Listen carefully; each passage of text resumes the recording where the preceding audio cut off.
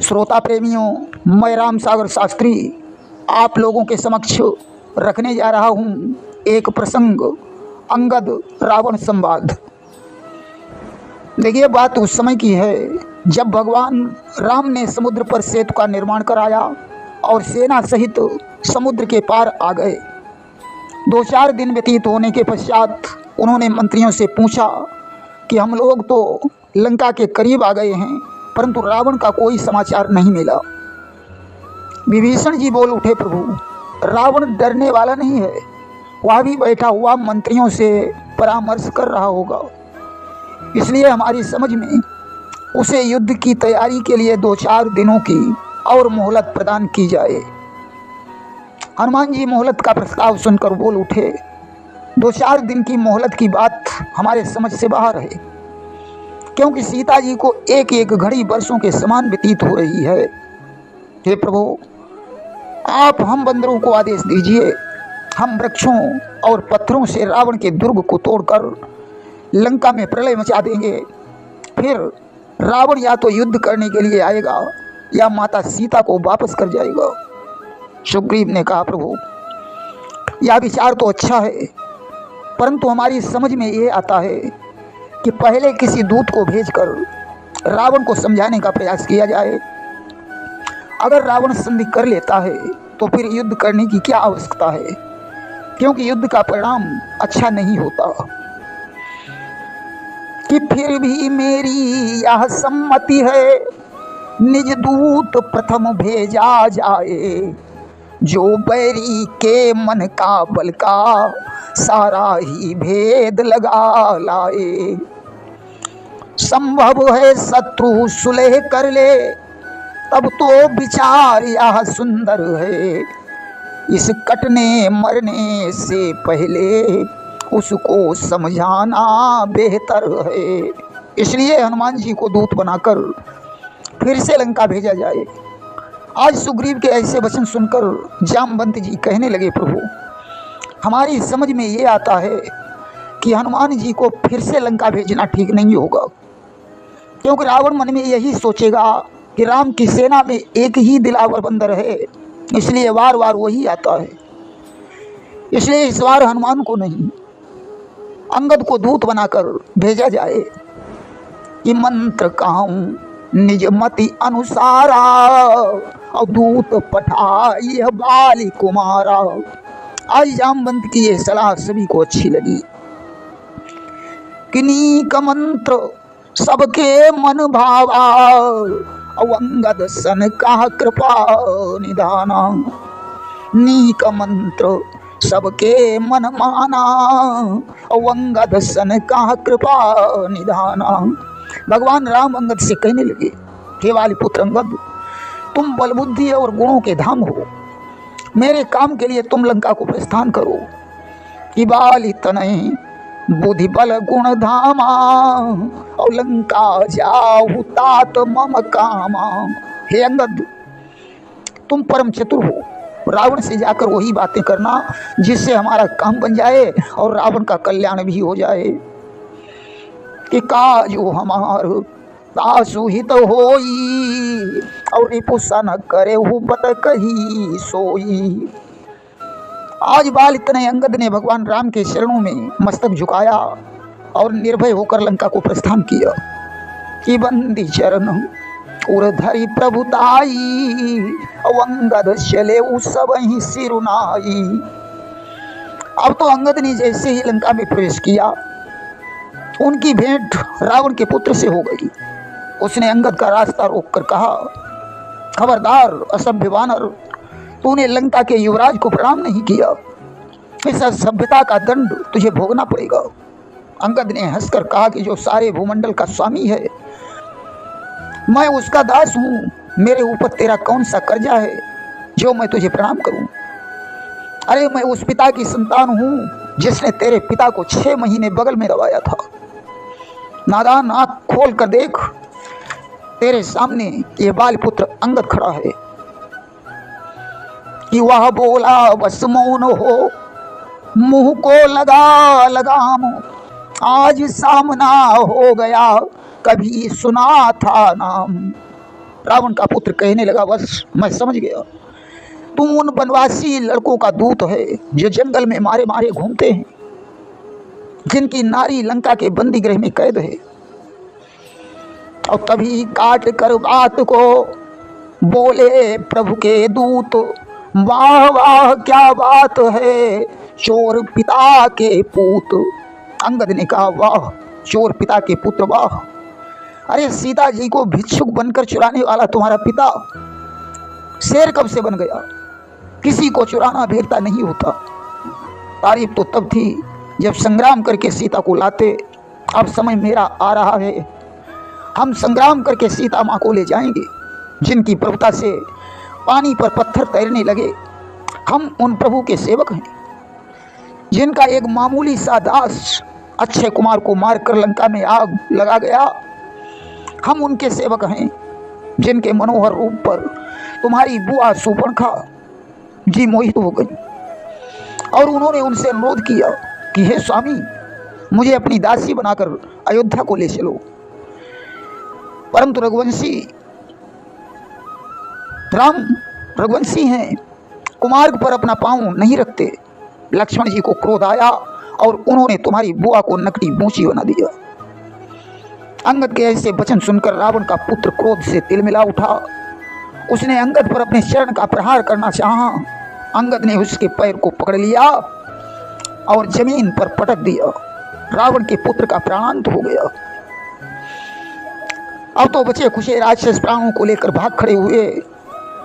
आज लंका में कोलाहल मच गया कि वही बंदर फिर से आ गया जो लंका को जला गया था। कि भाई वो कोलाहल नगर मझारी, वाबा कपिलंका जे ही जारी। लोग विचार करते हैं कि पहले तो उसने लंका जलाई थी, इस बार पता नहीं क्या करेगा। हे विधाता, अब न जाने क्या होने वाला है। लोग अंगद को बिना पूछे रास्ता बताने लगे। अंगद जिसकी तरफ देख लेते थे वही डर के मारे सूख जाता था कि बिनु पूछे मगदे ही बताई, और जे ही भी लोग सोई जाई सुखाई। आज भगवान राम का ध्यान करते हुए बालपुत्र अंगद रावण के द्वार पर पहुंचे कि गए उस सभा दरबार तब सुमिरि राम पद कंज, सिंह ठवनी इतउत चितव धीर वीर बल पुंज। दरवाजे पर द्वारपाल खड़ा हुआ था। अंगद ने उससे कहा कि जाओ रावण को सूचना दे दो कि रामादल से राम का दूत आया है। द्वारपाल ने रावण के दरबार में पहुंचकर सूचना दी, राक्षस राज लंकाधीश्वर की जय हो। द्वार पर एक बंदर आपकी प्रतीक्षा कर रहा है। रावण हंसा और कहने लगा, जाओ उसे अंदर बुला लाओ, देखें कहाँ का बंदर है।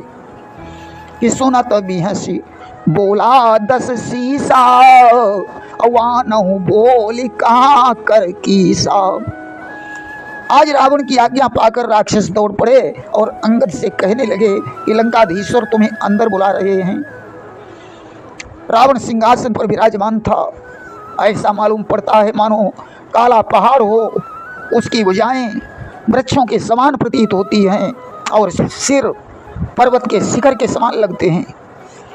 उसके मुख, नाक, कान और नेत्र पर्वत की गुफाओं के समान प्रतीत होते हैं।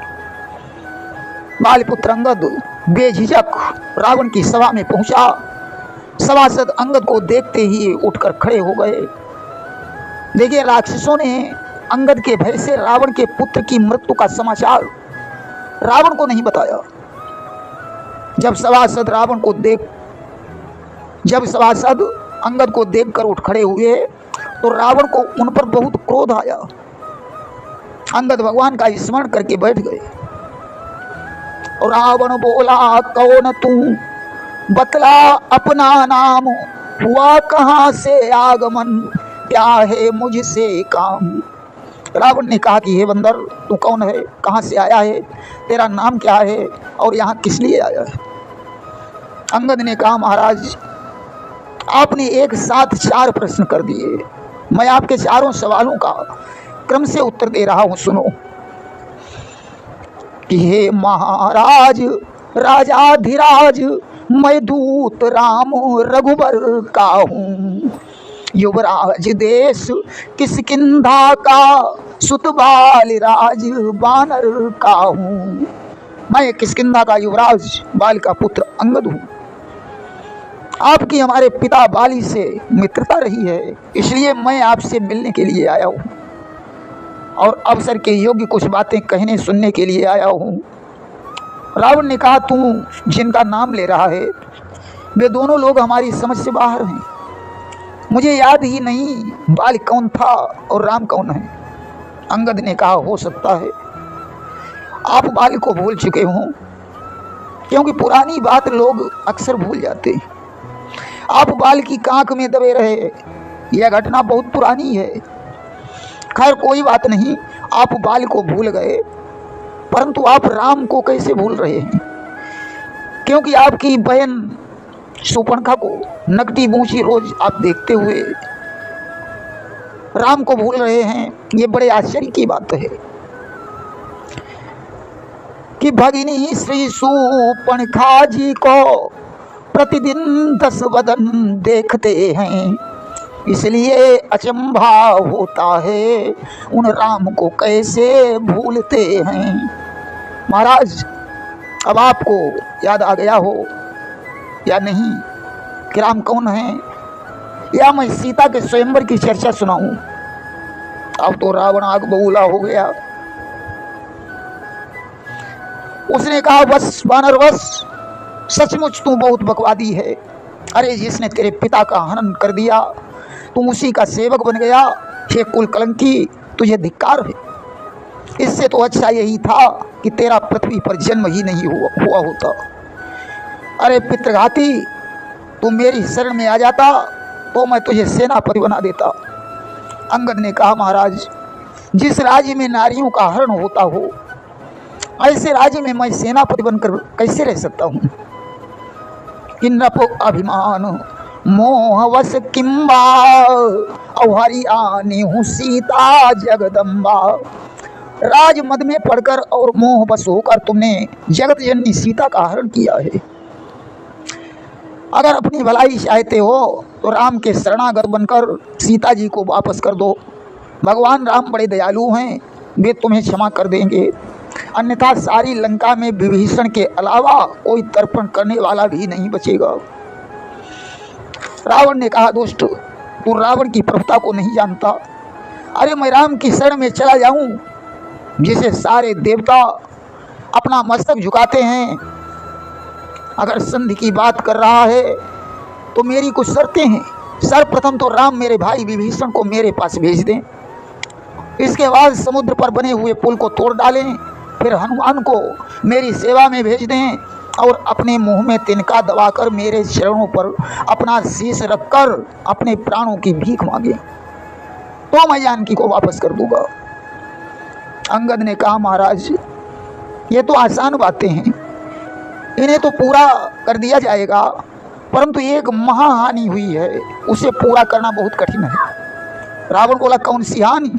अंगद ने कहा, सुनो कि जब जब तुम घर में आओगे तब तब नजरों में आएगी श्री शूर्पणखा की कटी नाक किस प्रकार जोड़ी जाएगी।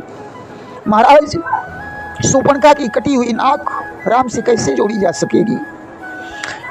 रावण ने कहा, बस वानर बस, अपनी जुबान को लगाम दे।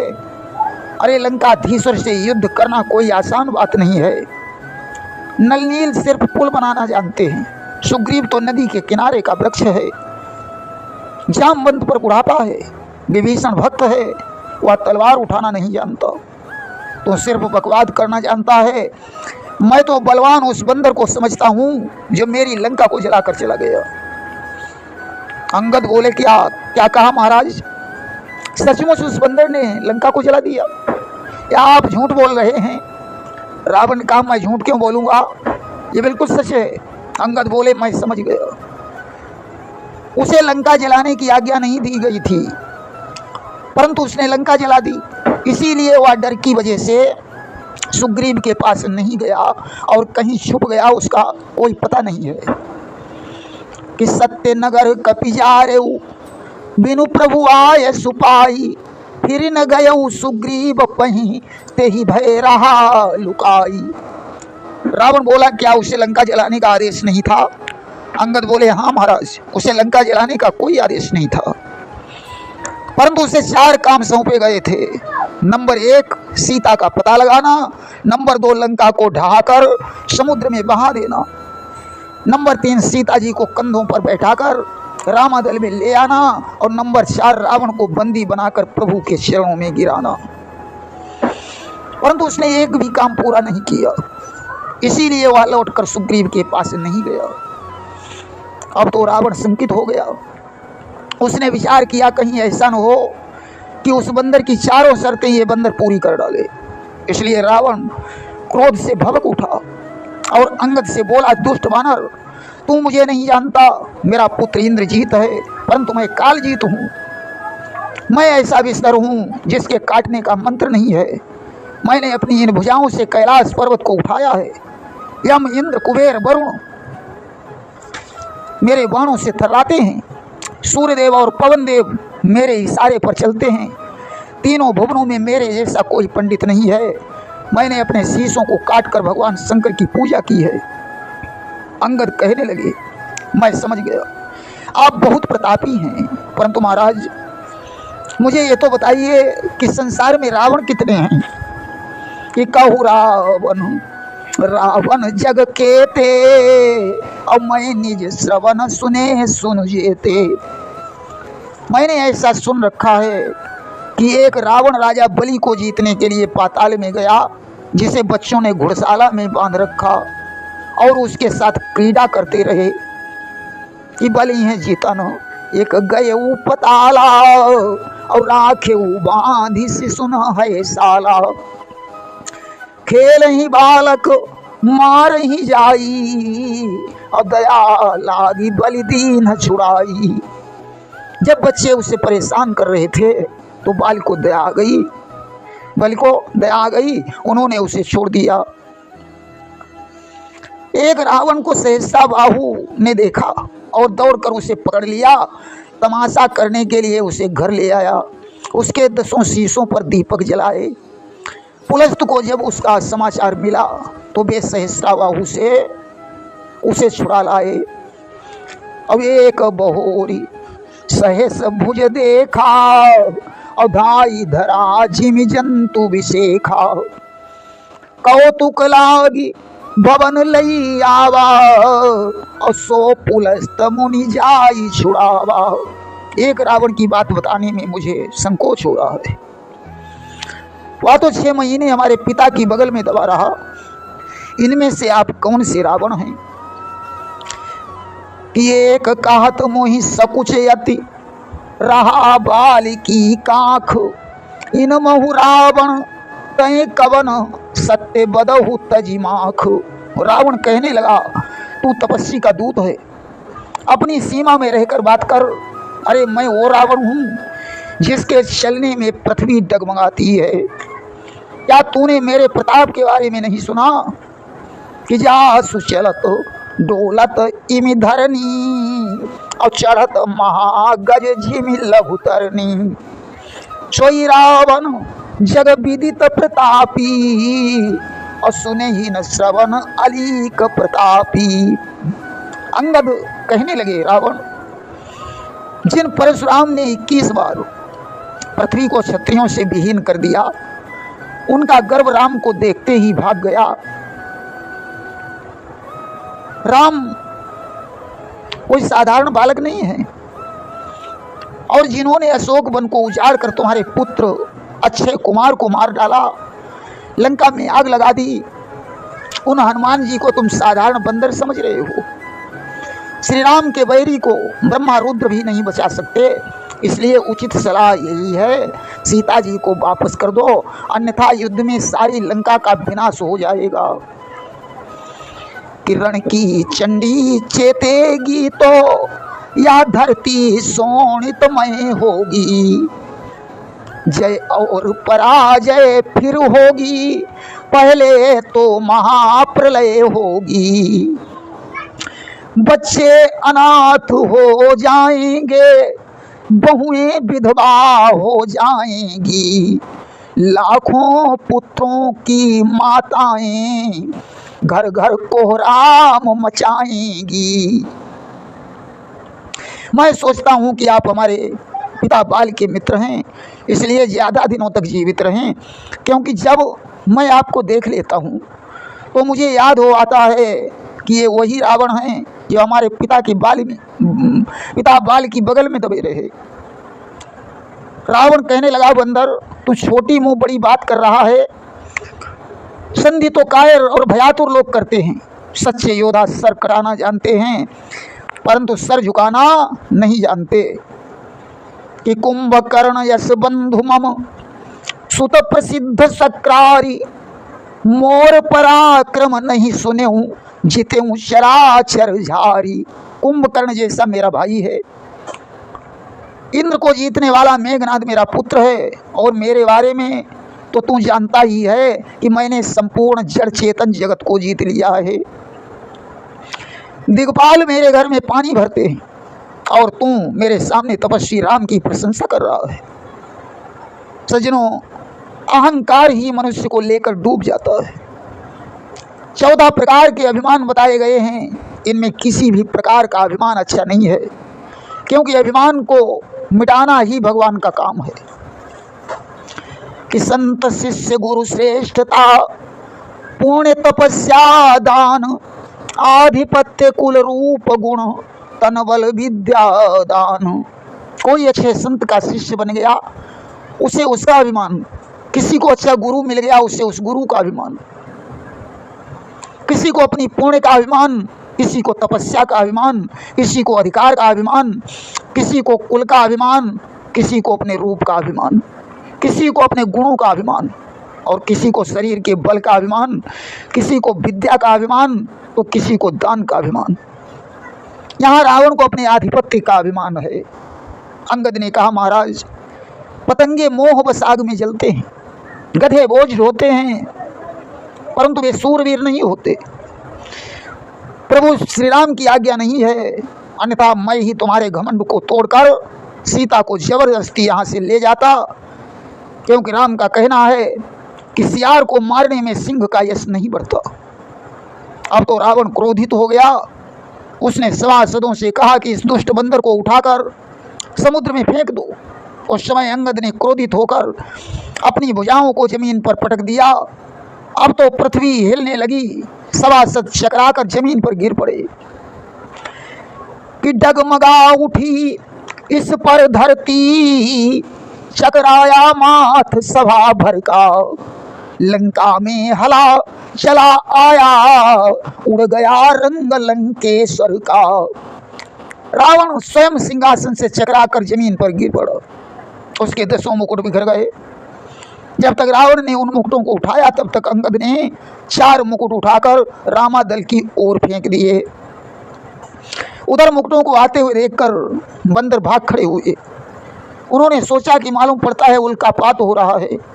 भगवान ने हंसकर कहा कि डरने की बात नहीं है, या रावण के मुकुट हैं, अंगद ने फेंके हैं, हनुमान जी ने उन्हें पकड़कर राम के समीप रख दिया। भगवान ने कहा कि रावण अब चारों नीतियों से रहित हो चुका है।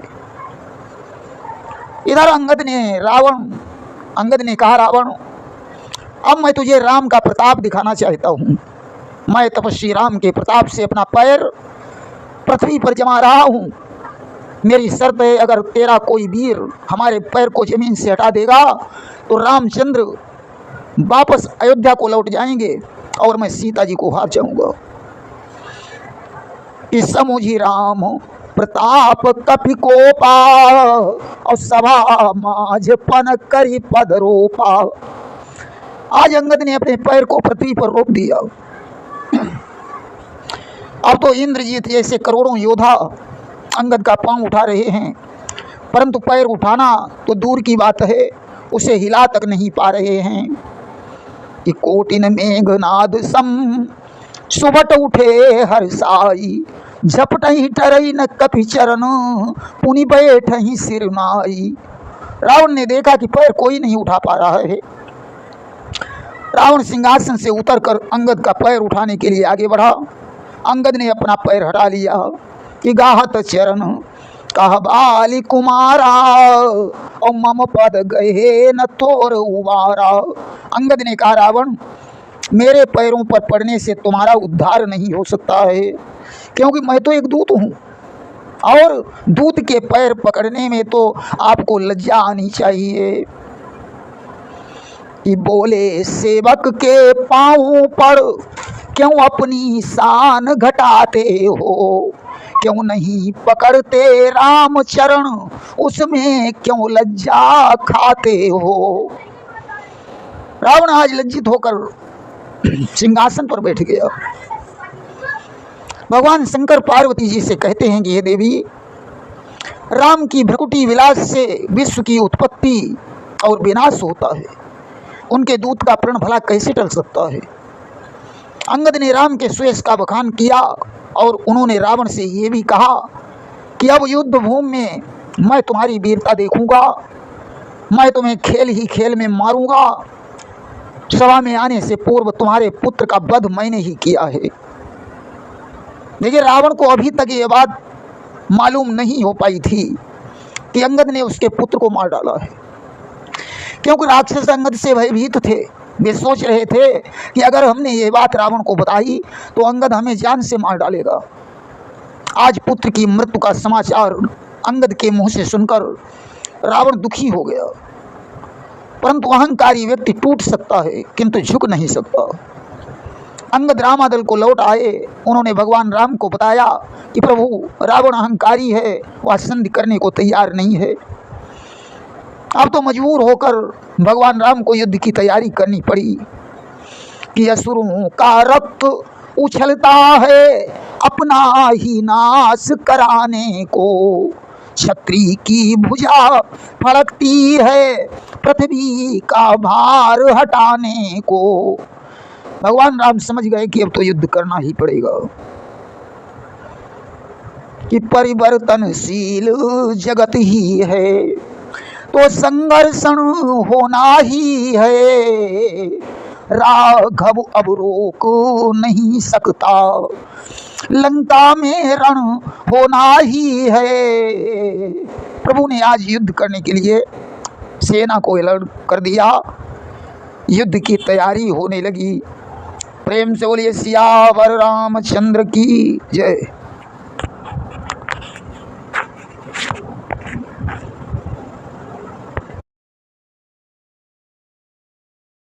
श्रोता प्रेमियों, मैं राम सागर शास्त्री आप लोगों के समक्ष एक प्रसंग रखने जा रहा हूं, कुंभकर्ण रावण संवाद।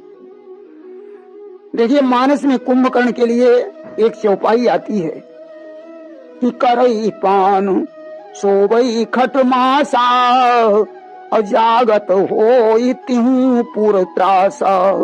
कुंभकर्ण 6 महीने सोता था और एक दिन जागता था।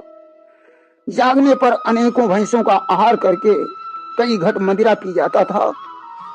जिस समय कुंभकर्ण जागता था उस समय तीनों लोकों में खलबली मच जाती थी।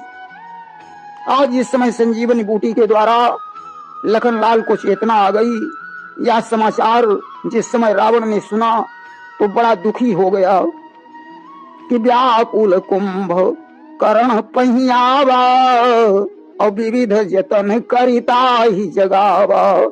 आज व्याकुल होकर के रावण कुंभकर्ण के पास पहुंचा। नाना प्रकार के उपाय करके उसने कुंभकर्ण को जगाया। जागने पर कुंभकर्ण ने रावण से पूछा कि कुंभकर्ण बूझा कहू भाई और काहे तब मुख रहो सुखाई। कुंभकर्ण कहने लगा, हे भैया लंकेश, आज तुम्हारा मुखमंडल कुंभलाया हुआ क्यों नजर आ रहा है। रावण ने कहा, कुंभकर्ण, ऐसा सोना भी क्या सोना जो जीवन जाए खाटों में, कट जाए बहन के नाक कान, तुम पड़े रहो खर्राटों में। अरे इस तरह तुम्हारे सोने से क्या फायदा जो बहन के नाक कान कट जाएं और तुम्हें पता भी न चले। कुंभकर्ण ने कहा, क्या शूर्पणखा के नाक कान कट गए? ऐसा क्यों और कैसे हो गया? रावण ने कहा, दशरथ के पुत्र राम और लक्ष्मण पंचवटी में ठहरे थे। उनके साथ में राम की नारी सीता भी थी। शूर्पणखा एक दिन पंचवटी में पहुंची कि वह उधर अचानक जा निकली, उस नारी से मिलना चाहा, इतने में छोटे तपसी ने उससे कुछ छल करना चाहा। उनकी नारी सीता से शूर्पणखा ने मिलना चाहा तो छोटा तपस्वी लक्ष्मण क्रोधित हो गया और उसने तलवार से शूर्पणखा के नाक और कान दोनों काट लिए। कुंभकर्ण कहने लगा, भैया शूर्पणखा वहां गई ही क्यों? कि क्यों गई वहां पर शूर्पणखा? क्या काम भला था जाने का? कोई तो कारण होगा ही लड़कों से नाक कटाने का। इसमें शूर्पणखा की कोई गलती जरूर होगी जो उन्होंने उसके नाक कान काट लिए। रावण ने कहा, भैया कुंभकर्ण, मैं मानता हूं कि शूर्पणखा की गलती रही होगी, परंतु ऐसा कृत्य करना क्या उन्हें शोभा देता है? नीति निपुण लक्ष्मण रघुराई और तीन ही न यहाँ अपकृत्य सुहाई। राम और लक्ष्मण तो नीतिवान थे, उन्हें ऐसा करना क्या शोभा देता है? यदि शूर्पणखा गलती कर रही थी तो अपनी नीति का प्रयोग करना चाहिए था कि साम दाम भय भेद दिखाई और देते शूर्पणखा ही लौटाई। उसे समझाते, लालच देते, क्रोध दिखाते, मारते पीटते और उसे वापस कर देते। फिर भी अगर उसे समझा नहीं पाते तो अगर ताई समझाई न पऊते तो पकड़ के समम ढींग लईते। जब शूर्पणखा नहीं मानती तो केसों को पकड़कर घसीटते हुए मेरे पास ले आते और तब हम ते ही देते समझाई, तो यह अपमान से हो नहीं जाई। तब शूर्पणखा को मैं समझा लेता, परंतु यह अपमान गवारा नहीं हो रहा है। इसलिए भैया कुंभकर्ण, मुझे भी गुस्सा आ गया और ताते बढ़ो क्रोध तनु भारी और हरि लाए हम तीन की नारी। क्रोध की उमंग में मैंने मामा मारीच को सोने का हिरण बनाया और साधु का वेश धारण करके उनकी नारी सीता का हरण कर लिया। कि कथा कही सबते ही अभिमानी, इस यही प्रकार सीता हरियाणी। मानसकार ने लिखा कि अभिमानी रावण ने सीता हरण की सारी कहानी कुंभकर्ण को सुनाई।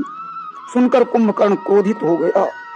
उसने कहा, भैया रावण कि भल न कीन यह निश्चर ना अब मोही आई जगायऊ का। तुमने अच्छा नहीं किया। जिन राम के सारे सुरवृंद चाकर हैं उन राम की पत्नी का तुमने हरण किया। उनके क्रोध का तुम्हें पता नहीं। अब याद रखना, तुम्हारे इस कृत्य से सारी लंका का विनाश हो जाएगा। भैया अब तुम मुझे ज्ञान देना बंद कर दो। कुंभकर्ण कहने लगा, वाह भ्रात बलवान, पर नारी हर कर मुझे लगे सिखाने ज्ञान। रावण शांत हो गया, विचार करता है अभी कुंभकर्ण नशे में नहीं है। आज उसने अनेकों भैंसों का आहार करवाया, कई घट मदिरा कुंभकर्ण को पिला दी। अब कुंभकर्ण नशे में हो गया। अब महिष खाई करी मदिरा पाना, तो गर्जा वज्राघात समाना। कुंभकर्ण ने घनघोर गर्जना की। उसकी गर्जना से आकाश हिलने लगा। आज उसका सारा ज्ञान नष्ट हो गया। उसने रावण से कहा, भैया शूर्पणखा के नाक कान कटने के बाद तुमने सीता का हरण किया, फिर क्या सीता तुम्हारी पटरानी बनने के लिए तैयार हुई या नहीं? रावण बोला, भैया कि बहुविधि हम सीता ही समझावा और साम दाम भय भेद दिखावा। मैंने सीता को अनेकों प्रकार से समझाया, चारों नीतियों का प्रयोग किया, परंतु उसने मेरी तरफ देखा तक नहीं। और ते ही अपमान की न कही चोरा, और निरख ही नाही हमारी ओरा। उसने मुझे चोर कहकर मेरा अपमान कर दिया और मेरी तरफ निगाह भी नहीं डाली। और ताते करो हमारे सहाई और बिगड़ो काज सबई बनी जाई।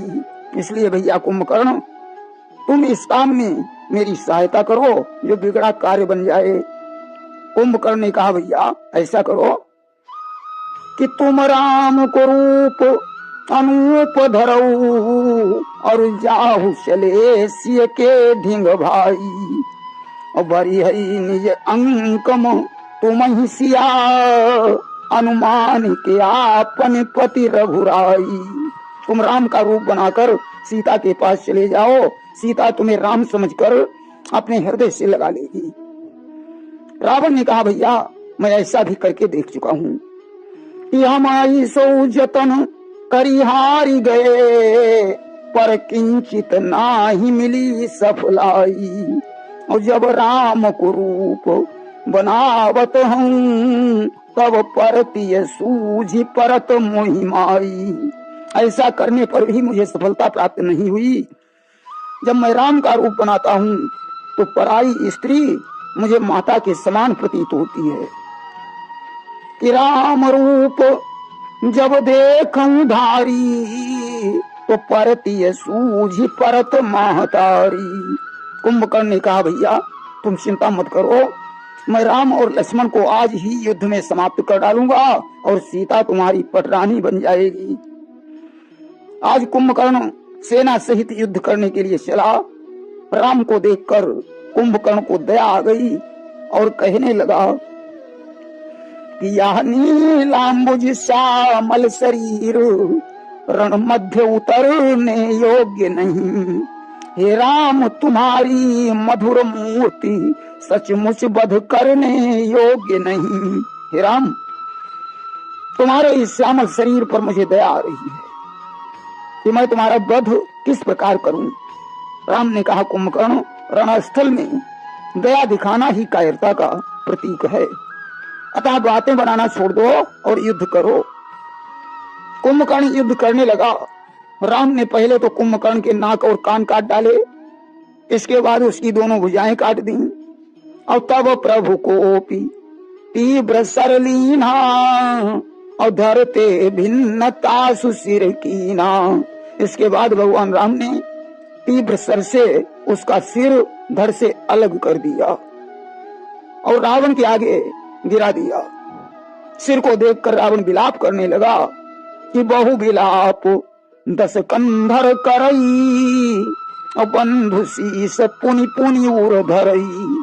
रावण बार बार कुंभकर्ण के शीश को हृदय से लगा रहा है। नारियां छाती पीट पीट कर विलाप करने लगी। उस समय मेघनाद आ गया और मेघनाद तेही अवसर आवा और कही बहु कथा पिता ही समझावा।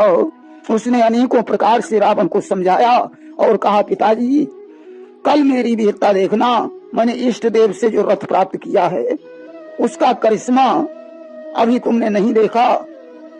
अगले दिन मेघनाद ने विलक्षण युद्ध किया। उसने राम की सारी सेना को नागपाश में बांध लिया, जहां भगवान राम ने गरुड़ को बुलवाया, जिन्होंने नागपाश से मुक्त कराया।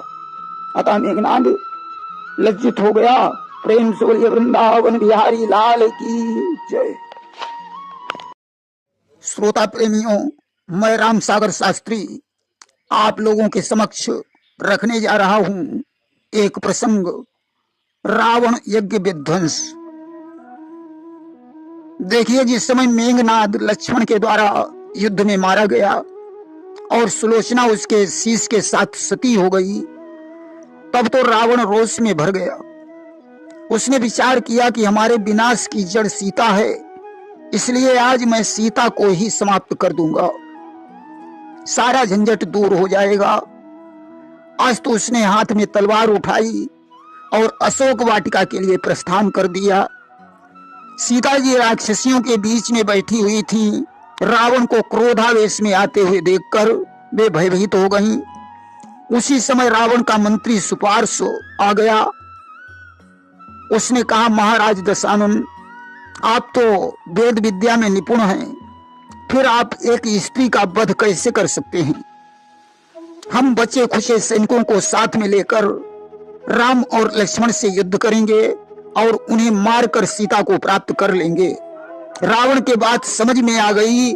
आखिरकार सुपार्श ने बचे खुचे सैनिकों को लेकर राम पर आक्रमण किया, परंतु राम के तीक्ष्ण बाणों के आगे नहीं टिक सका, युद्ध भूमि से लौट आया।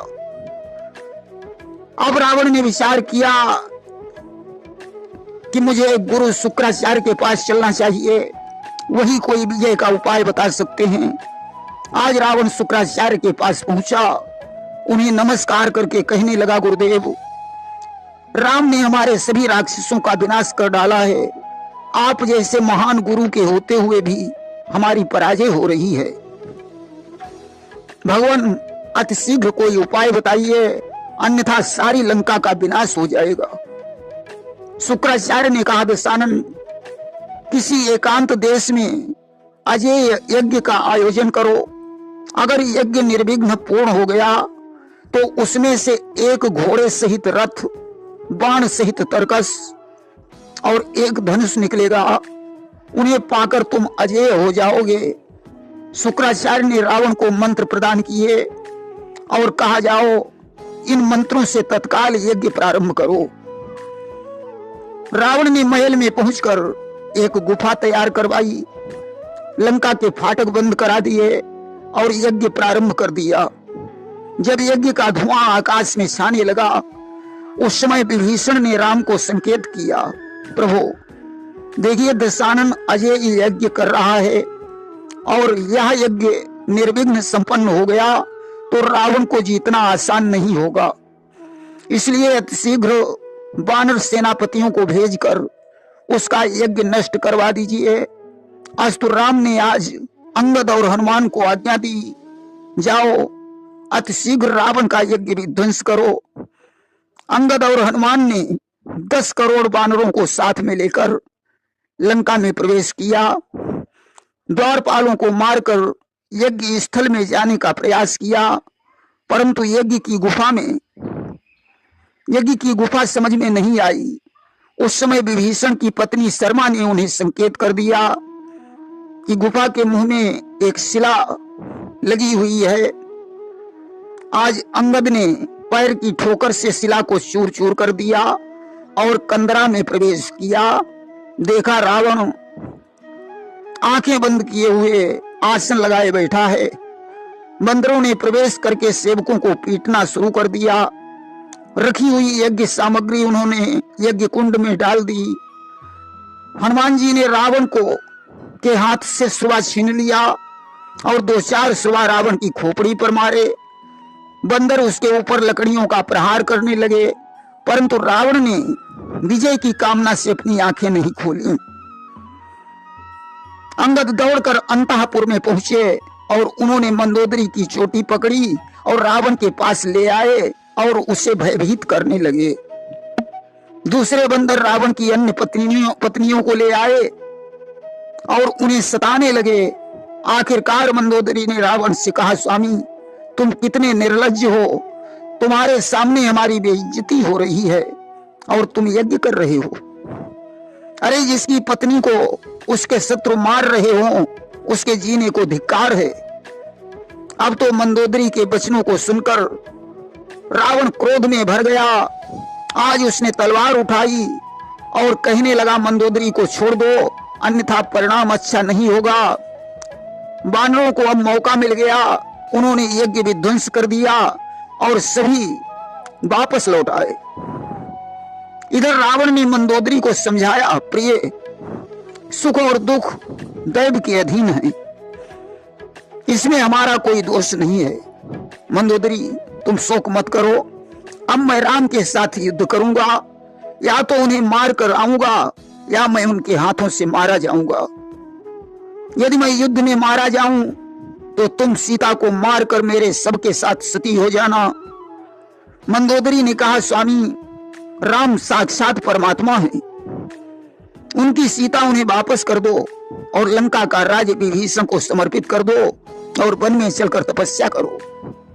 रावण ने कहा, प्रिय मैं जानता हूं जानकी साक्षात लक्ष्मी है और राम भगवान विष्णु के अवतार हैं, परंतु मैं इसी वैर भाव के कारण राम के हाथों से मरना चाहता हूं ताकि मुझे विष्णु लोक प्राप्त हो जाए।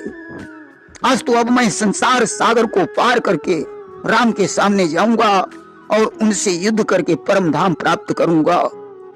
प्रेम से बोलिए वृंदावन बिहारी लाल की जय। श्रोता प्रेमियों, मैं राम सागर शास्त्री आप लोगों के समक्ष रखने जा रहा हूं एक प्रसंग, रणचंडी महायज्ञ। देखिए, बात उस समय की है जब लंका में राम और रावण का युद्ध चल रहा था कि लाखों वीरों का हुआ जब रण में संहार, तब लंका पति विजय हित करने लगा विचार। जब युद्ध में रावण के लाखों वीर मारे गए तो रावण चिंता में डूब गया। उसने विचार किया, अब मुझे विजय प्राप्त करने के लिए युद्ध की देवी को प्रसन्न करना चाहिए। आज रावण ने रणचंडी महायज्ञ करने का विचार किया। इस महायज्ञ में उसने वेदज्ञ ब्राह्मणों को बुलवाया।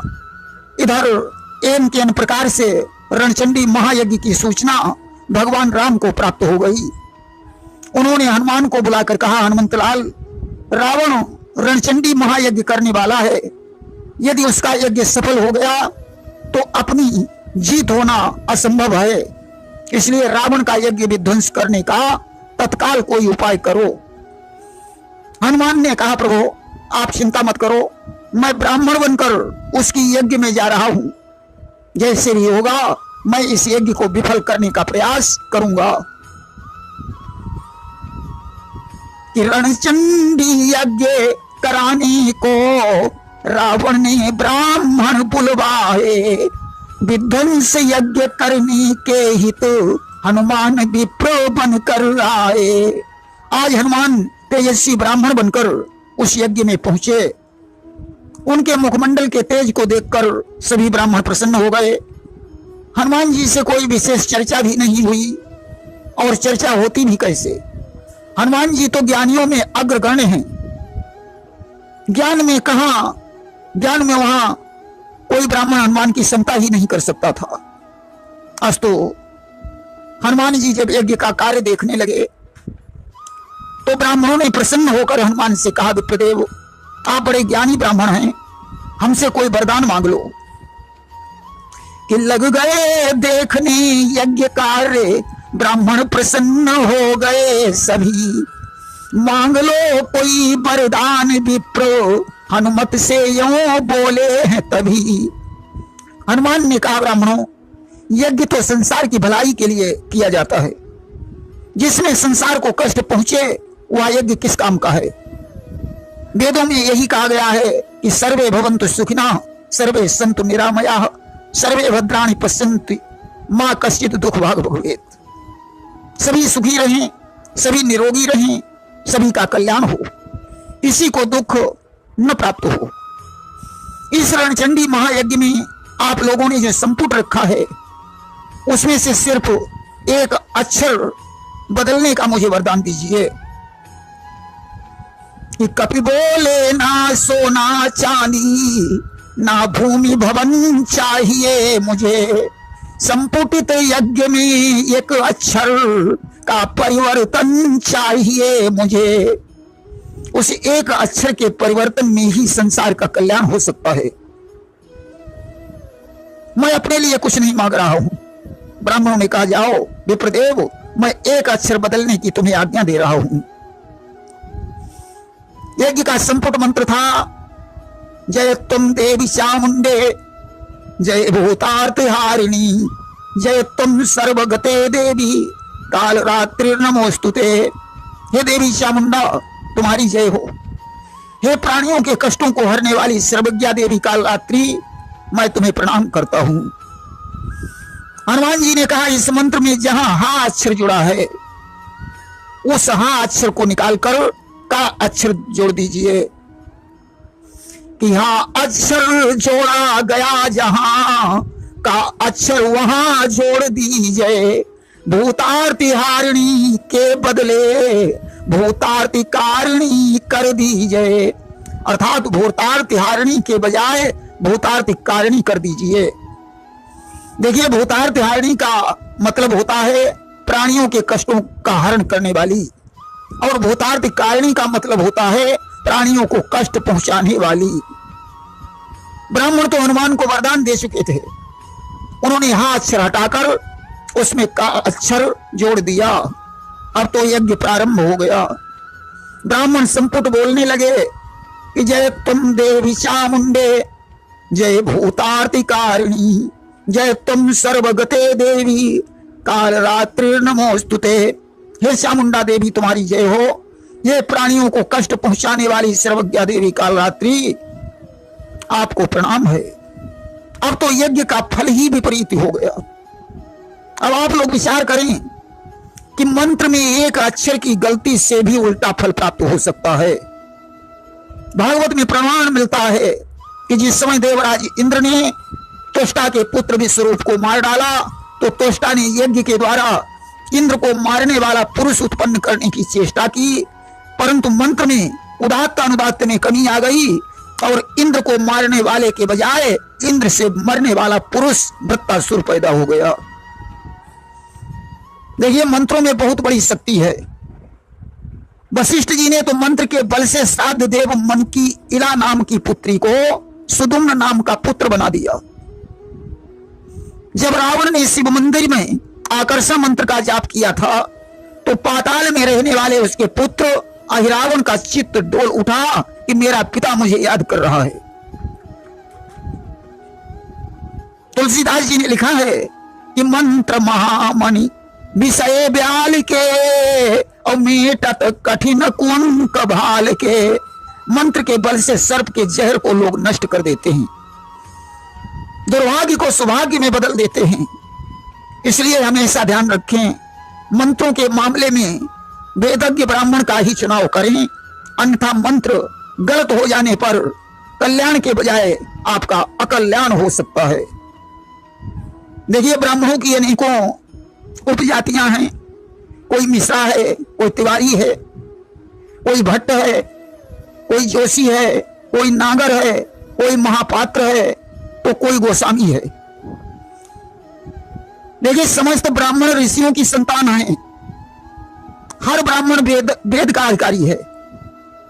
जो वेदज्ञ है वही विद्वान है, और जो विद्वान है वही श्रेष्ठ है। कहा गया है विद्वान सर्वत्र पूज्यते, विद्वान की हर जगह पूजा होती है। पंडित गदाधर भट्ट काशी के परम विद्वान थे। ऊंचे ऊंचे वक्ताओं में भी कोई गोस्वामी है, कोई भट्ट है। अरे, ब्राह्मण को भगवान ने सभी जातियों से बड़ा माना है, इसलिए हर ब्राह्मण पूजनीय है।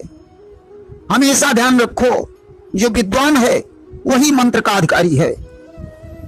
आज एक अक्षर के परिवर्तन होने से रावण की यज्ञ का विनाश हो गया, तो गलत मंत्रों से आपका कल्याण कैसे हो सकता है?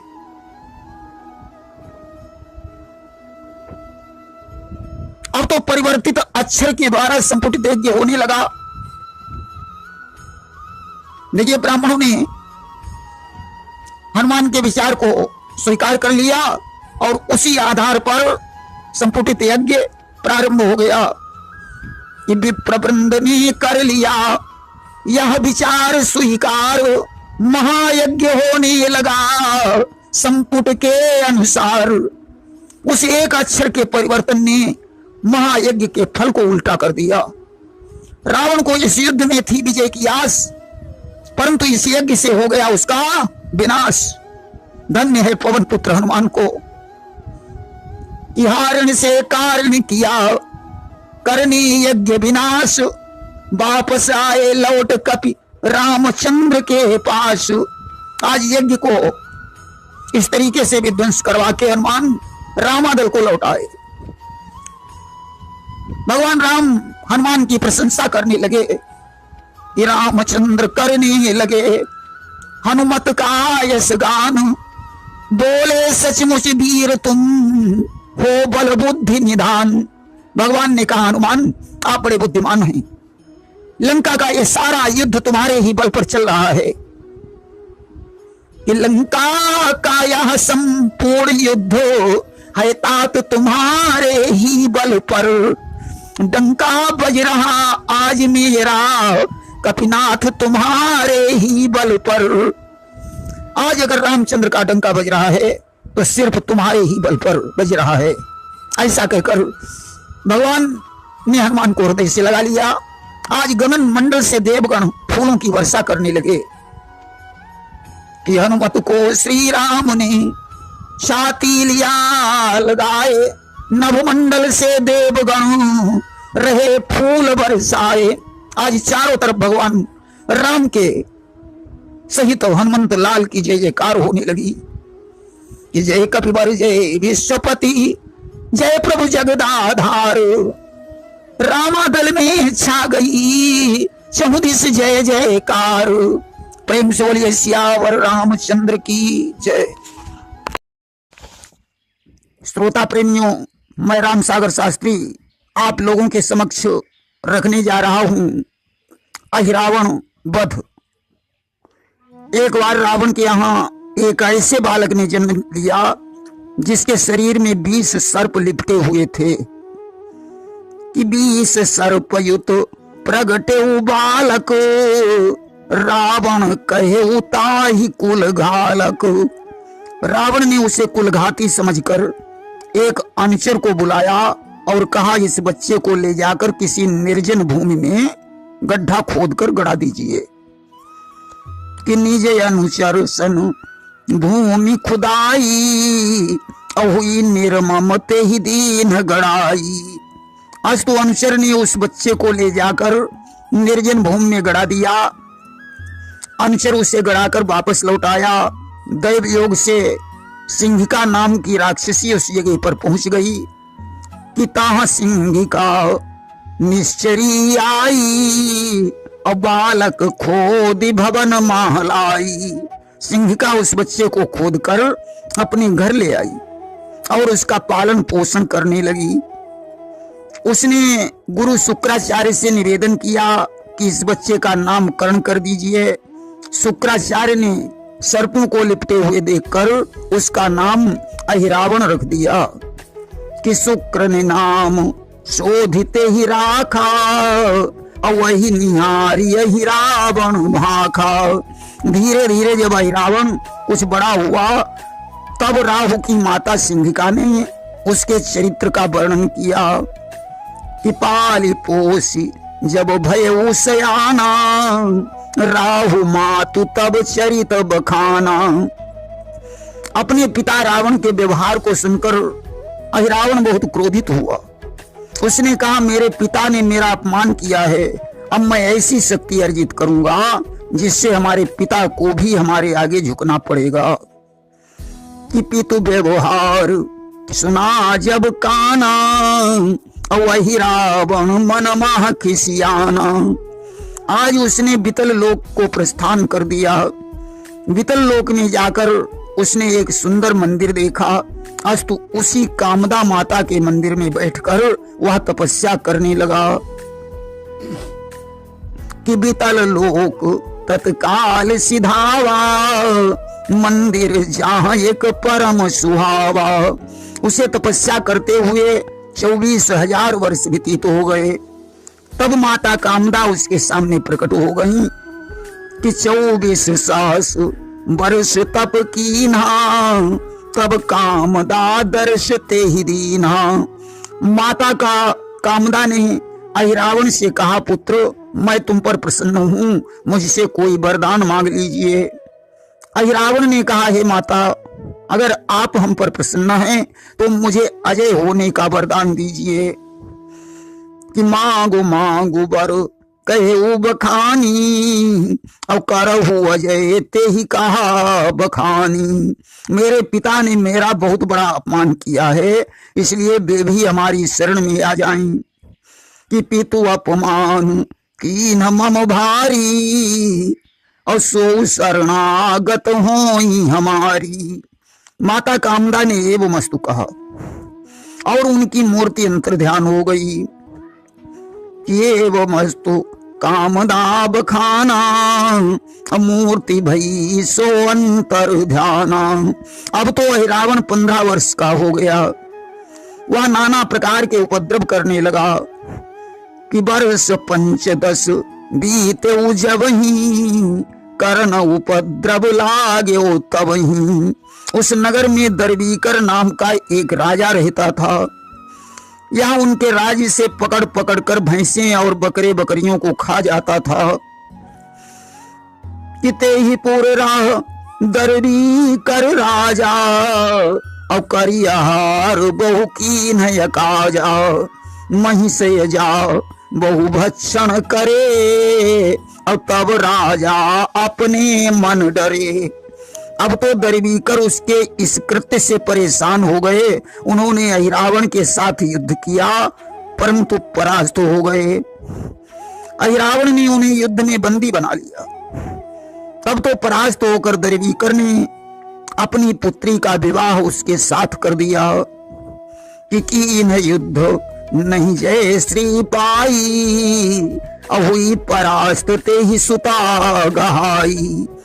परम सुंदर होने के कारण उसे सुंदरी कहा जाता था कि नाम सुंदरी शास्त्र बखाना, और सुंदर रूप दीन भगवाना।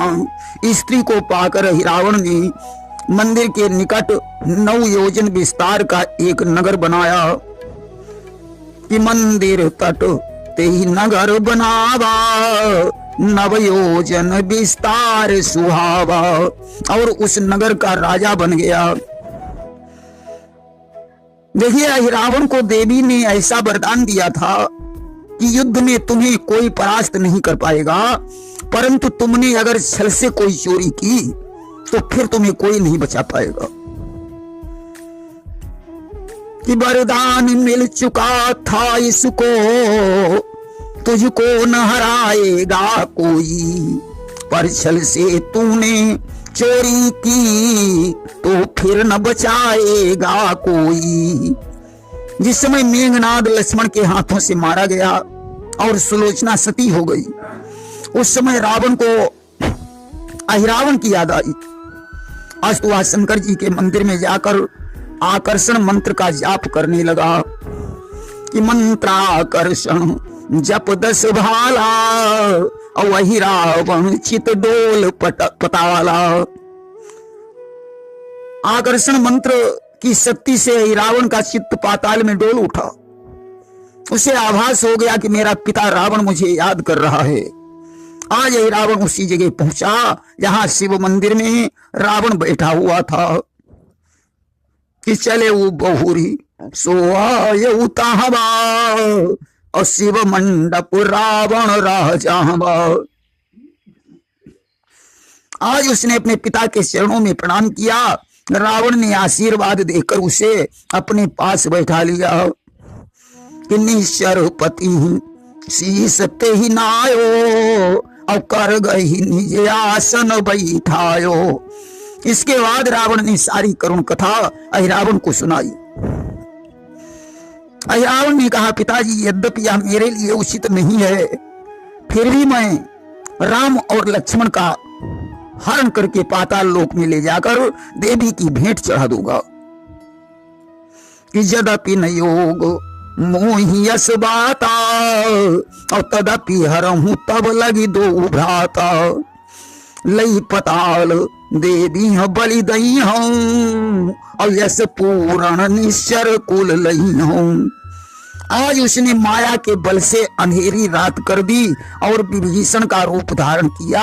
हनुमान जी पहरे पर थे, उन्होंने विभीषण समझकर कोई रोक टोक नहीं की। रावण ने रामादल में प्रवेश किया। उसने माया के द्वारा सभी को सुला दिया और राम लक्ष्मण को चुराकर पाताल में पहुंच गया। इधर निद्रा भंग होने पर रामादल में खलबली मच गई। उस समय हनुमान ने विभीषण से पूछा, क्या आप रात को मेरे पास से होकर गुजरे थे? विभीषण ने कहा, मैं तो राम के चरणों की सेवा में लगा हुआ था, मैं तुम्हारे पास तक आया ही नहीं। अब मेरी समझ में ऐसा आ रहा है सुसेन जी ने मुझे संदेश भेजा था कि रावण का पुत्र अहिरावण आया हुआ है, इसलिए सावधान रहने की जरूरत है। आज तो मुझे ऐसा लगता है कि वही राम और लक्ष्मण को चुराकर पाताल लोक ले गया है।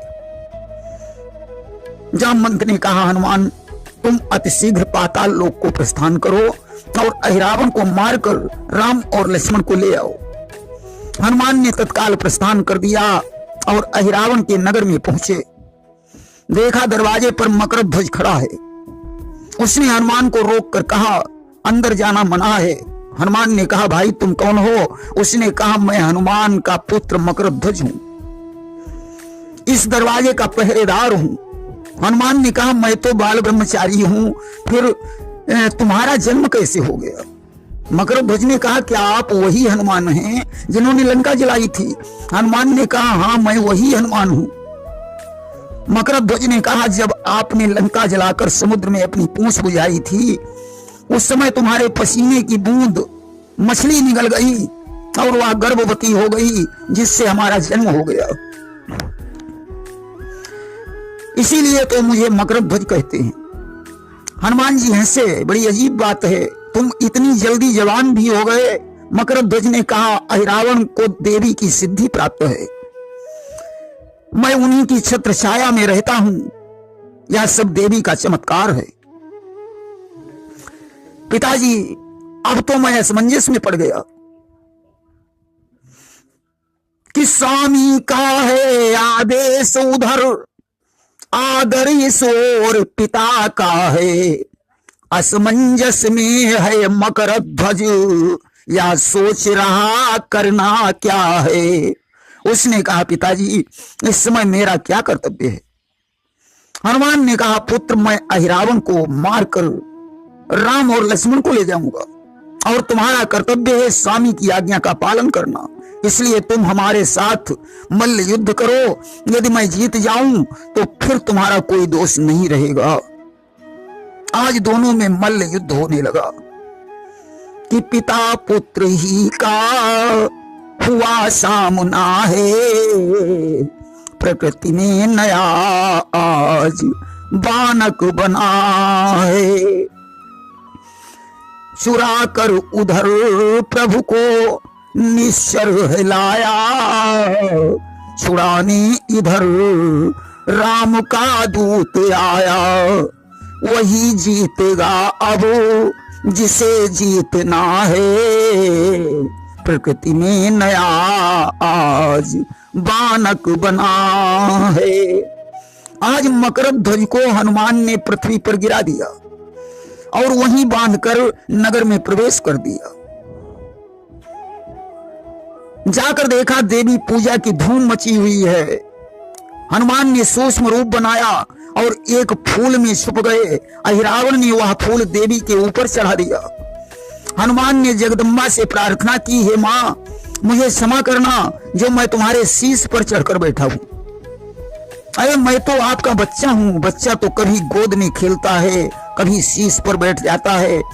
आज जगदम्बा ने पुत्र का सम्मान किया, स्वयं स्थान को छोड़कर पाताल में धस गई। हनुमान ने अब माता का रूप धारण कर लिया। बड़े प्रेम से पूरी पकवान मिठाई खाने लगे। राक्षस बड़े प्रसन्न हैं।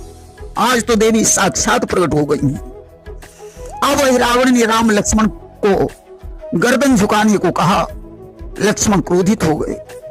उन्होंने कहा, रावण हम क्षत्रिय हैं, गर्दन कटाना जानते हैं परंतु गर्दन झुकाना नहीं जानते। अहिरावण ने कहा, तुम्हें जो अधिक प्रिय हो उसका स्मरण कर लो और संसार से विदा हो जाओ। राम ने कहा, यद्यपि मुझे सारी अयोध्या प्यारी है परंतु इस समय मुझे हनुमान की याद आ रही है। अहिरावण ने आज हाथ में खाना उठाया और जबरदस्ती पकड़कर राम और लक्ष्मण की गर्दन झुकाकर कहने लगा कि है धन्य तुम्हारा यह शरीर जो देवी की बलि चढ़ता है। ऐसा अच्छा संयोग भला क्या कहीं सहज में मिलता है। अरे तुम बड़े भाग्यशाली हो जो आज देवी की बलि पर चढ़ रहे हो। ऐसा कहकर जब उसने अपना खाना चलाना चाहा, हनुमान ने उसका हाथ पकड़ लिया और उसी खाने से रावण का बलिदान कर दिया। राम लक्ष्मण के चरणों पर गिर पड़े। भगवान ने हनुमान को हृदय से लगा लिया, मकर ध्वज को मुक्त करके उसे रावण का राज्य दे दिया और राम लक्ष्मण के सहित रामादल में वापस लौट आए। आज राम लक्ष्मण को देखकर सभी लोग बड़े प्रसन्न हुए। प्रेम से बोलिए वृंदावन बिहारी लाल की जय। श्रोता प्रेमियों, मैं राम सागर शास्त्री आप लोगों के समक्ष रखने जा रहा हूं एक प्रसंग, नारंतक वध। देखिए, एक बार रावण के यहाँ गणांत मूल में एक बालक उत्पन्न हुआ। अतः अनिष्ट की आशंका से रावण ने उस बालक को नार व्यवहार के सहित समुद्र में फेंक दिया। बरगद की जड़ों का दूध पी पी कर वह बच्चा बड़ा हुआ, जिसका नाम नारंतक पड़ा। बड़े होने पर नारंतक बिहुबलपुर का राजा बन गया। बिंदु प्रिया के साथ उसका विवाह हो गया और उसने बहुत बड़ी सेना बनाई। नारंतक ब्रह्मा का वरदान प्राप्त करके अजय बन गया। ब्रह्मा जी ने नारंतक से कह दिया था कि सुग्रीव के पुत्र दधिवल के अतिरिक्त संसार में तुम्हें कोई नहीं मार पाएगा। रावण की मृत्यु हो जाने पर रावण को नारंतक की याद आई और उसने बिहुबलपुर से नारंतक को बुलवाया। पिता की आज्ञा का पालन करना अपना धर्म समझकर नारंतक सेना सहित लंकापुरी में पहुंचा कि यही रावण के मर जाने पर रावण ने उसको बुलवाया। पितु आज्ञा पालन धर्म समझ वह वीर वहां फौरन आया। उसने आकर रावण को प्रणाम किया और पूछने लगा, पिताजी आपने मुझे किस लिए बुलाया है? रावण ने कहा, पुत्र तुम्हारे होते हुए सारी लंका का विनाश हो रहा है। आज तो तुम्हें राम के साथ युद्ध करना होगा। नारंतक कोई मामूली योद्धा नहीं था। कि नारंतक विधि वरदानी था, रणधीर वीर कहलाता था, जिसके बल विक्रम के आगे योद्धा न कोई ठहराता था। नारंतक ब्रह्मा का वरदानी था। युद्ध में कोई भी वीर उससे मुकाबला नहीं कर सकता था। उसने राम के साथ कई दिनों तक घनघोर संग्राम किया कि परम बली सो जीत न जाई, अवहारे प्रभु करी विविध लड़ाई। नाना प्रकार से युद्ध करते हुए भगवान राम थक गए, परंतु नारंतक को नहीं जीत पाए। कि थक गए राम लड़ते लड़ते, मुख पर श्रम बिंदु झलक आए। बाणों पर सन सन बाण चले, पर विजय न उसको कर पाए। शाम को युद्ध बंद हो जाने के पश्चात भगवान राम विचार करने लगे कि आखिर नारंतक पर विजय कैसे प्राप्त हो सकती है। उसी समय वहां देवर्षि नारद जी आ गए। उन्होंने बताया, प्रभु नारंतक का वध केवल सुग्रीव का पुत्र दधिवल ही कर सकता है। वह धौलागिर पर्वत पर तपस्या कर रहा है। कि नारद के द्वारा हुआ गुप्त भेद जब ज्ञात, तभी कही सुग्रीव ने हनुमत से यह बात। जब देवर्षि नारद के द्वारा गुप्त भेद का पता चल गया तो सुग्रीव ने हनुमान जी से कहा, हनुमान, ब्रह्मा का वरदानी होने के कारण आज तक नारंतक पर विजय नहीं प्राप्त हो सकी। इसलिए जिस तरीके से तुम द्रोणागिरि पर्वत पर जाकर संजीवन बूटी ले आए थे, उसी प्रकार अब धौलागिर पर जाकर हमारे पुत्र दधिवल को ले आइए। कि जैसे संजीवनी लाए थे, दधिवल को लाओ अब हनुमत। तब द्रोणागिरि पर धाये थे, धौलागिर जाओ अब हनुमत। आज हनुमान जी ने भगवान राम को प्रणाम करके धौलागिर को प्रस्थान कर दिया। उनके हृदय में एक ही गीत गूंज रहा था कि भगवान अपने दास को बलवान बना दे, बलवान बना दे। लेना है अगर काम तो अब शक्ति बढ़ा दे, अब शक्ति बढ़ा दे। मैं हूं सदा अपूर्ण, तू परिपूर्ण है सदा, परिपूर्ण है सदा। भिक्षा मुझे भंडार से कुछ और दिला दे, कुछ और दिला दे। आज धौलागिरी पर्वत पर जाकर उन्होंने गधेड़ को देखा, सुग्रीव का संदेश सुनाया। हनुमान ने कहा लंका में युद्ध हो रहा है, आज तो नारंतक पर विजय प्राप्त करने के लिए तुम्हारी आवश्यकता है। आज पिता की आज्ञा का पालन करना अपना धर्म समझकर गधेड़ ने हनुमान के साथ तत्काल प्रस्थान कर दिया। आज तो नारंतक और दधिवल का घमासान संग्राम हुआ कि ढप ढोल और शंखों के स्वर पृथ्वी दहलाए देते थे। बलवानों के गर्जन तर्जन आकाश हिलाए देते थे। आज नाना भांत से युद्ध होने लगा। आखिरकार नारंतक दधिवल के हाथों से मारा गया। नारंतक की पत्नी बिंदुप्रिया उसके मर जाने पर पति के सबके साथ सती हो गई। अब तो रामादल में जय जयकार होने लगी। जामवंत ने सुग्रीव से हंसकर कहा, लंका के युद्ध ने तुमने तो किसी को भी नहीं मार पाया, परंतु मुझे प्रसन्नता इस बात की है कि कम से कम तुम्हारे पुत्र ने रावण के एक पुत्र का संहार तो किया। हनुमान जी ने दधिवल की बड़ी प्रशंसा की कि आप निश्चय ही प्रशंसा करने के योग्य हैं। दधिवल भगवान राम और अपने पिता सुग्रीव आदि को प्रणाम करके पुनः धौलागिरी पर्वत पर तपस्या करने के लिए चला गया। प्रेम से बोलिए वृंदावन बिहारी लाल की जय।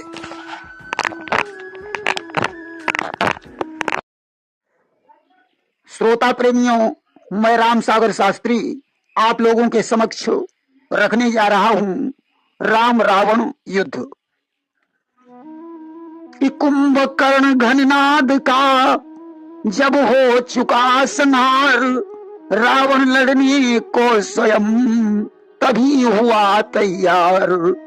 आज कुंभकर्ण, मेघनाद, अहिरावण और नारंतक के मारे जाने पर रावण ने अपनी बची खुची सेना एकत्रित की और युद्ध भूमि के लिए प्रस्थान कर दिया। दोनों तरफ की सेनाएं एकत्रित हो गईं। उसके तीखे तीरों से वानर मंडल बेचैन हो उठा। हनुमान ने उस समय एक पर्वत खंड उठाकर रावण के रथ पर पटक दिया, जिससे रावण का रथ टूट गया। रावण ने कहा, धन्य है कीस, निश्चय ही तू बलवान है। तेरे इस ब्रह्मचर्य के बल की मैं प्रशंसा करता हूं। मैं तुझसे मल्ल युद्ध करना चाहता हूं। हनुमान ने कहा, ठीक है, आओ, मैं तैयार हूं। आज दोनों में मल्ल युद्ध होने लगा। रावण ने हनुमान के खींचकर छाती पर एक मुक्का मारा, जिससे हनुमान ने एक हाथ जमीन पर टेक दिया। हनुमान ने कहा, लंकेश, अब तुम मेरा कर्तव्य देखो। हनुमान ने ज्यों खींचकर छाती पर एक मुक्का रावण के मारा, रावण मूर्छित हो गया। होश आने पर उसने कहा, तेरी माता को धन्य है जिसने तुझे जन्म दिया है। हनुमान ने कहा, लंकेश, मुझे इस बात पर लज्जा आ रही है कि मेरे मुक्के को खाकर तू अभी तक जीवित खड़ा है। कि यदि मेरा मुक्का पड़ जाए तो पर्वत पिस जाए पल में, वह बल है मेरे मुक्के में, धरती धस जाए रसातल में। रावण ने कहा, ज्यादा प्रसन्न होने की जरूरत नहीं है। मैं किसी दिन तेरा अरमान भी ठंडा कर दूंगा। आज सायंकाल होते ही संग्राम बंद हो गया। दूसरे दिन रावण ने भयंकर संग्राम किया। तमामों वानरों की मृत्यु हो गई। आज भगवान राम ने लक्ष्मण से कहा, भैया, आज रावण से युद्ध करने के लिए अलर्ट रहने की जरूरत है। अब तो रावण ने भगवान राम को देखा, उसे पिछले जन्म की याद आ गई। परंतु मोक्ष की भावना से उसने राम से कहा कि बोलान आग से खेलो तुम, ये आग तुम्हें खा जाएगी। चिंगारी अगर चटक उठी तो प्राणों पर आ जाएगी। लक्ष्मण ने उस समय रावण से कहा, दशानन, यह युद्ध स्थल है, यहां धमकियों से काम नहीं चलता। अरे हम रघुवंशी हैं, जो कह देते हैं उसे पूरा करके दिखाते हैं। रावण ने कहा, तो आओ लखनलाल, पहले तुम ही से निपट लिया जाए। भगवान ने लक्ष्मण को पीछे कर दिया और हाथों में धनुष बाण लेकर रावण का सामना किया। रावण रथी बिरथ रघुवीरा, और देखी विभीषण भय अधीरा। विभीषण ने कहा, प्रभु रावण तो रथ पर सवार है, आप पैदल हैं, पैरों में जूते भी नहीं हैं, आप रावण पर विजय कैसे प्राप्त करेंगे? भगवान ने कहा, विभीषण, विजय का रथ दूसरा होता है कि विजय होती है जिससे, और ही वह रथ कहता है। वह रथ इन बाहरी बातों से रखता कुछ न नाता है। मेरे पास धर्म का रथ है, शूरता और धैर्य उसके दो पहिए हैं, सत्य और शील उसकी ध्वजा और पताका है, बल विवेक इंद्रिय दमन और परोपकार उसके चार घोड़े हैं, क्षमा दया और समता की डोरी है, ईश्वर का भजन ही सारथी है, वैराग्य ढाल है, संतोष की तलवार है, दान का फरसा है और बुद्धि प्रचंड शक्ति है। श्रेष्ठ विज्ञान कठिन धनुष है, निर्मल और अचल मन तर्कस है, संयम नियम ही बाण है, विप्र और गुरु का पूजन ही कवच है। जिसके पास ऐसा रथ है वह रावण की बात ही छोड़ो, सारे संसार पर विजय प्राप्त कर सकता है। परंतु राम से रावण ने कहा, मैं रथ पर हूं और तुम पैदल हो, इसलिए तुमसे युद्ध करने में मुझे लज्जा आती है। आज उसी समय इंद्र ने भगवान के पास मातुल सारथी के द्वारा रथ भेज दिया। अब तो दोनों में घमासान युद्ध होने लगा। अंगद और हनुमान भी अपना युद्ध में कर्तव्य दिखा रहे थे। भगवान जो बाण धनुष पर रखते थे उसके लाखों बाण बन जाते थे, लाखों का वध करके वह बाण तर्कस में वापस आ जाता था। अब तो युद्ध स्थल रुंड मुंड से पट गया। इस प्रकार 2 दिन तक घनघोर संग्राम हुआ। अगले दिन रावण की सेना राम की मारों से भाग खड़ी हुई। रावण ने क्रोधित होकर बाणों की वर्षा की।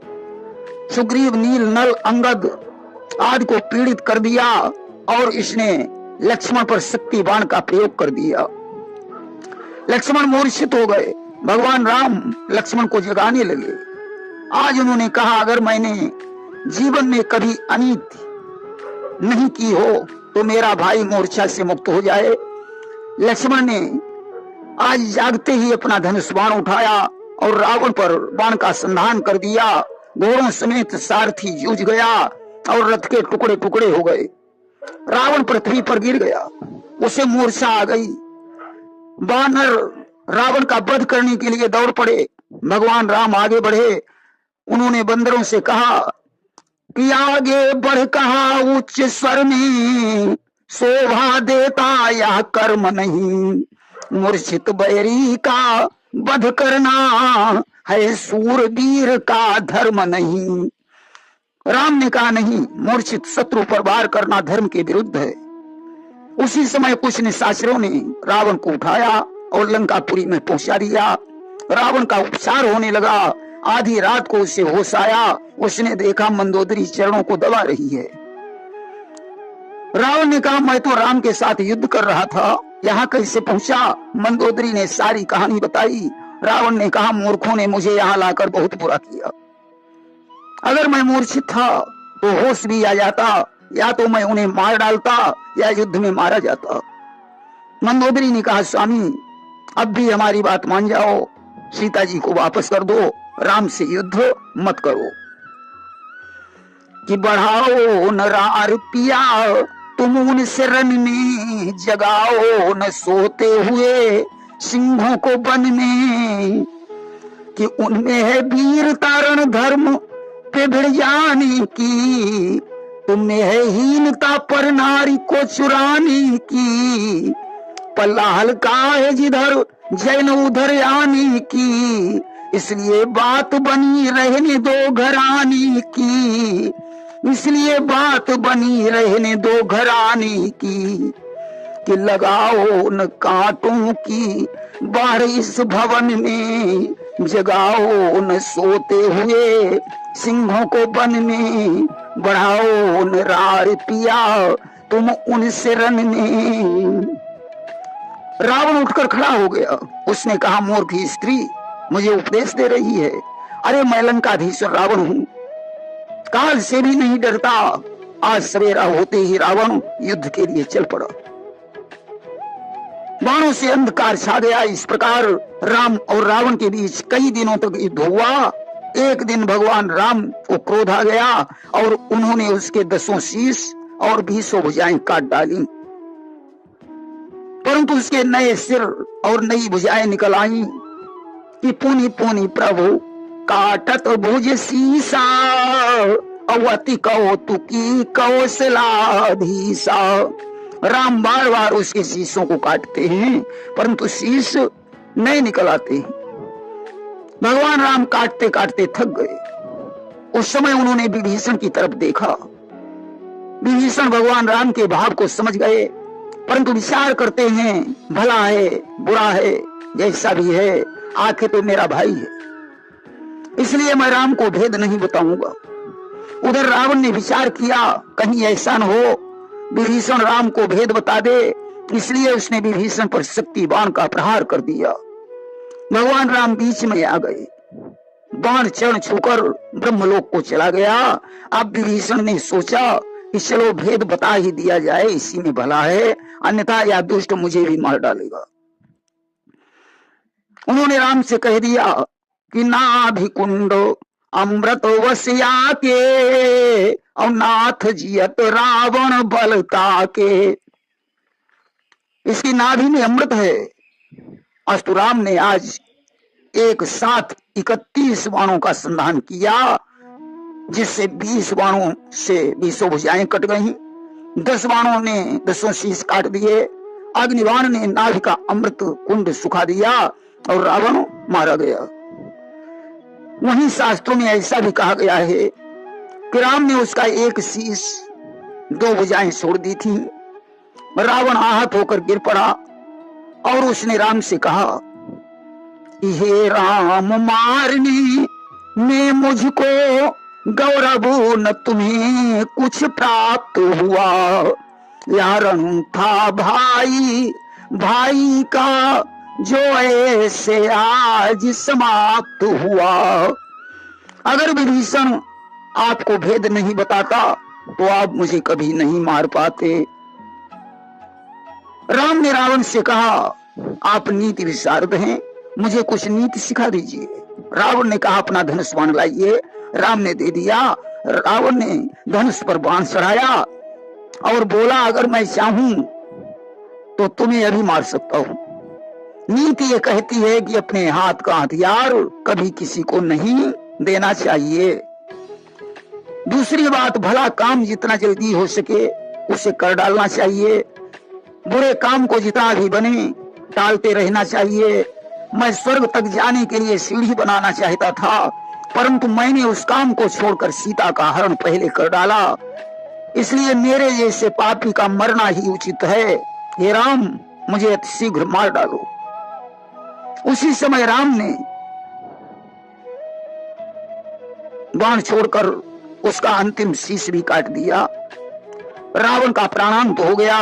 आज विभीषण विलाप करने लगे। उसी समय मंदोदरी भी हाहाकार करती हुई आ गई। आज भगवान ने उपदेश देकर उन्हें उनके शोक का शमन किया। सागर के तट पर रावण का दाह संस्कार हुआ। विभीषण को लंका का राजा बना दिया गया। प्रेम से बोलिए वृंदावन बिहारी लाल की जय। श्रोता प्रेमियों, मैं राम सागर शास्त्री आप लोगों के समक्ष रखने जा रहा हूं राम रावण युद्ध।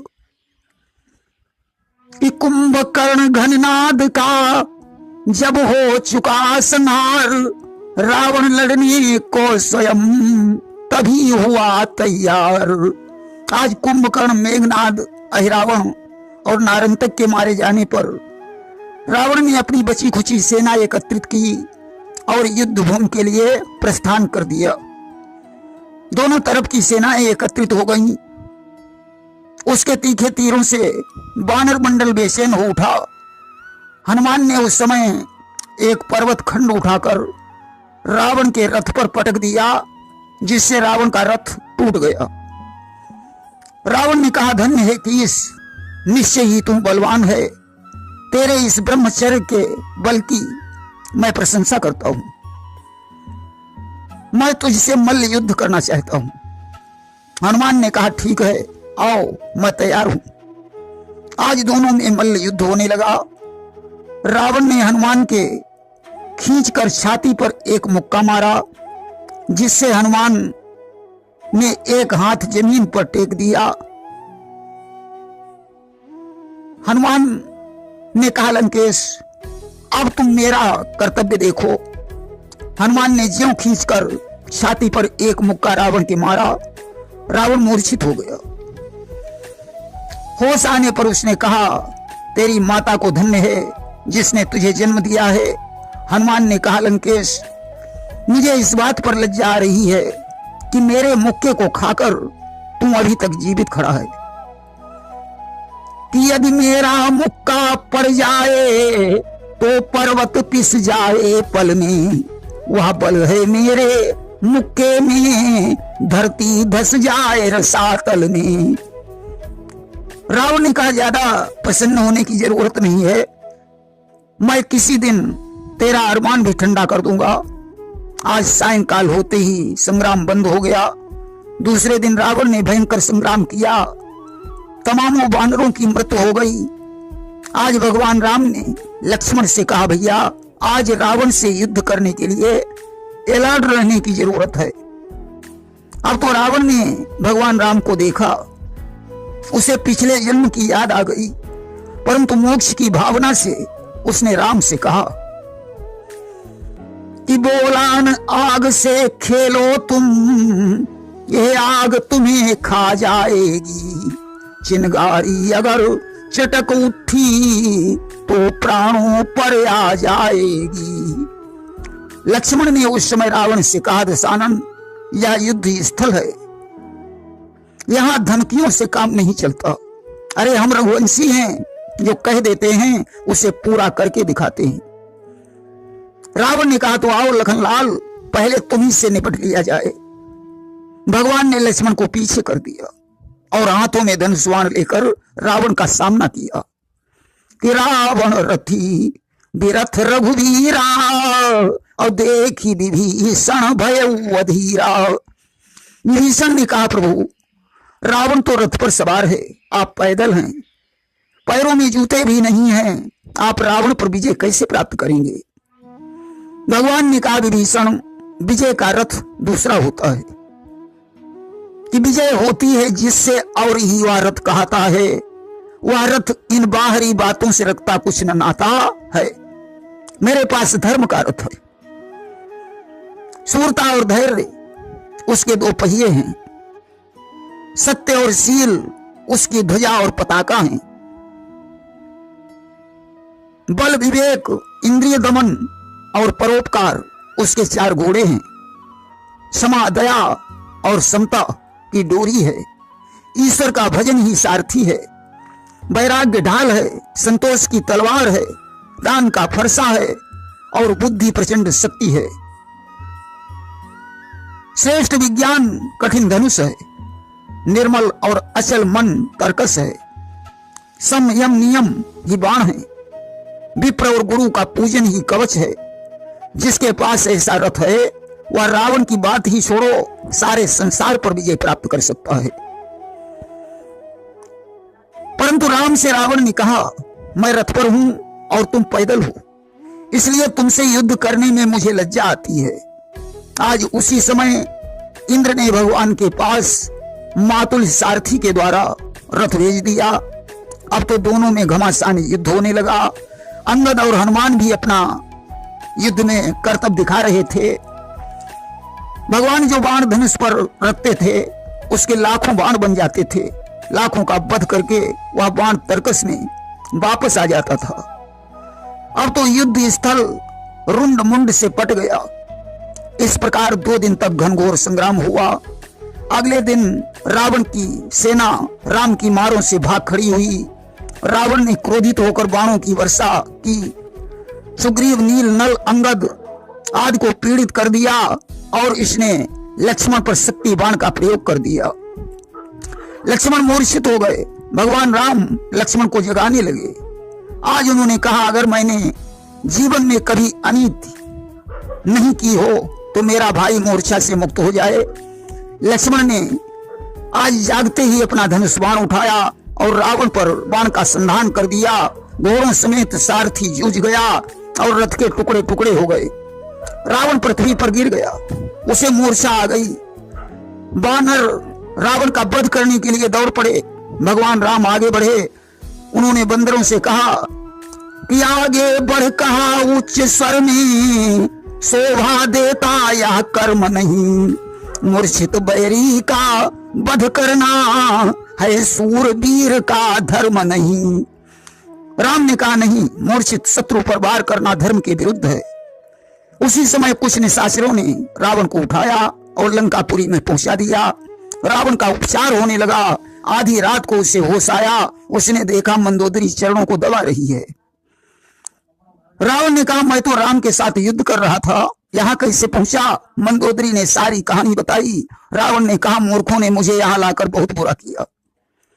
अगर मैं मूर्छित था तो होश भी आ जाता, या तो मैं उन्हें मार डालता या युद्ध में मारा जाता। मंदोदरी ने कहा, स्वामी अब भी हमारी बात मान जाओ, सीता जी को वापस कर दो, राम से युद्ध मत करो। कि बढ़ाओ न रार पिया तुम उनसे रन में, जगाओ न सोते हुए सिंहों को वन में। कि उनमें है वीर तारण धर्म पे भिड़ जाने की, तुम्हें है हीनता पर नारी को चुराने की। पल्ला हल्का है जिधर जैन उधर आने की, इसलिए बात बनी रहने दो घराने की। इसलिए बात बनी रहने दो घराने की। कि लगाओ न कांटों की बाढ़ इस भवन में, जगाओ न सोते हुए सिंहों को वन में। बढ़ाओ न रार पिया तुम उनसे रन में। रावण उठकर खड़ा हो गया। उसने कहा, मूर्ख स्त्री मुझे उपदेश दे रही है। अरे मैं लंकाधीश्वर रावण हूं, काल से भी नहीं डरता। आज सवेरा होते ही रावण युद्ध के लिए चल पड़ा। बाणों से अंधकार छा गया। इस प्रकार राम और रावण के बीच कई दिनों तक युद्ध हुआ। एक दिन भगवान राम को क्रोध आ गया और उन्होंने उसके 10 शीश और 20 भुजाएं काट डाली, परंतु उसके नए सिर और नई भुजाएं निकल आई। कि पुनि पुनि प्रभु काटत भुज शीसा, अवति कौतुकी कौशलाधीसा। राम बार बार उसके शीशों को काटते हैं परंतु शीश नए निकल आते हैं। भगवान राम काटते काटते थक गए। उस समय उन्होंने विभीषण की तरफ देखा। विभीषण भगवान राम के भाव को समझ गए, परंतु विचार करते हैं, भला है बुरा है जैसा भी है, आखिर तो मेरा भाई है, इसलिए मैं राम को भेद नहीं बताऊंगा। उधर रावण ने विचार किया, कहीं ऐसा न हो विभीषण राम को भेद बता दे, इसलिए उसने विभीषण पर शक्ति बाण का प्रहार कर दिया। भगवान राम बीच में आ गए। बाण चरण छूकर ब्रह्मलोक को चला गया। अब विभीषण ने सोचा कि चलो भेद बता ही दिया जाए, इसी में भला है, अन्यथा यह दुष्ट मुझे भी मार डालेगा। उन्होंने राम से कह दिया कि नाभि कुंड अमृत वसिया के, और नाथ जियत रावण बलता के। इसकी नाभि में अमृत है। अस्तु राम ने आज एक साथ 31 बाणों का संधान किया, जिससे 20 बाणों से 20 भुजाएं कट गईं। 10 बाणों ने 10 शीश काट दिए। अग्निबाण ने नाभ का अमृत कुंड सुखा दिया और रावण मारा गया। वहीं शास्त्रों में ऐसा भी कहा गया है कि राम ने उसका एक शीश 2 भुजाएं छोड़ दी थी।